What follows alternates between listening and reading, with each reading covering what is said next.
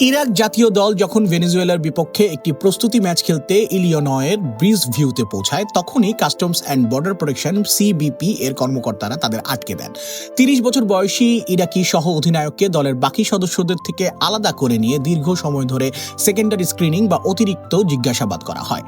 এই সময় মার্কিন কর্মকর্তারা তার ব্যক্তিগত মোবাইল ফোনও পুঙ্খানুপুঙ্খভাবে পরীক্ষা করেন। দীর্ঘ প্রক্রিয়া শেষে অবশ্য তাকে দেশে প্রবেশের অনুমতি দেওয়া হয়। সহ অধিনায়ক পার পেয়ে গেলেও ভাগ্য সহায় ছিল না দলের অফিসিয়াল আলোকচিত্রী তালাল সালাহার।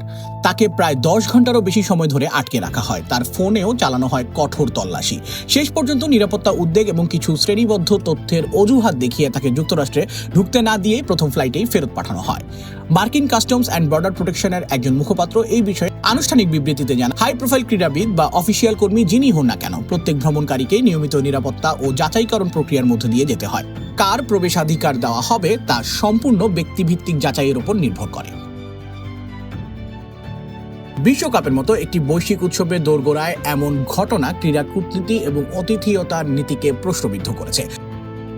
বিষয়টি নিয়ে উদ্বেগ প্রকাশ করেছে আন্তর্জাতিক সম্পর্ক ও ক্রীড়া বিশেষজ্ঞরা। অন্যদিকে যুক্তরাষ্ট্রের নিরাপত্তা বিশ্লেষকদের একাংশ মনে করছেন, মেগা ইভেন্টগুলোর নিরাপত্তা নিশ্চিত করা আয়োজক দেশের প্রধান দায়িত্ব।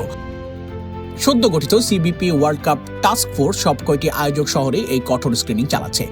ইরাকে সাধারণ মানুষের কাছে এই বিশ্বকাপ কেবল ফুটবল ম্যাচ নয়, বরং বছরের পর বছর যুদ্ধ ও অস্থিরতা কাটিয়ে ওঠার পর আন্তর্জাতিক মঞ্চে মাথা উঁচু করে দাঁড়ানোর একটি স্বপ্ন। সামাজিক যোগাযোগ মাধ্যমে ইরাকি সমর্থকেরা এই ঘটনায় ক্ষোভ উগরে দিচ্ছেন। অনেকেই একে বৈষম্যমূলক আচরণ হিসেবে দেখছেন। খেলোয়াড়দের মানসিক অবস্থার উপরও এর নেতিবাচক প্রভাব পড়তে পারে বলে আশঙ্কা করা হচ্ছে। মাঠের লড়াই শুরুর আগেই মাঠের বাইরের এই মানসিক ধকল ইরাক দলের প্রস্তুতিতে কিছুটা হলেও ছন্দপতন ঘটিয়েছে। নিরাপত্তার খাতিরে নিয়ম মানা জরুরি, তবে তা যেন কোনো দেশের আত্মসম্মান বা মানবিক মর্যাদাকে ক্ষুণ্ণ না করে। বিশ্বকাপের মতো আসরে বিশ্ববাসী আয়োজকদের কাছে এমনটাই প্রত্যাশা করে। ফুটবলের আনন্দ যেন আইনি জটিলতা আর অতিরঞ্জিত আমলাতন্ত্রের বেড়াজালে ঢাকা না পড়ে যায়, সেটাই এখন বড় challenge. Saim Shuvo, ATV USA sports desk. ATV USA, বিশ্বজুড়ে বাঙালিয়ানা।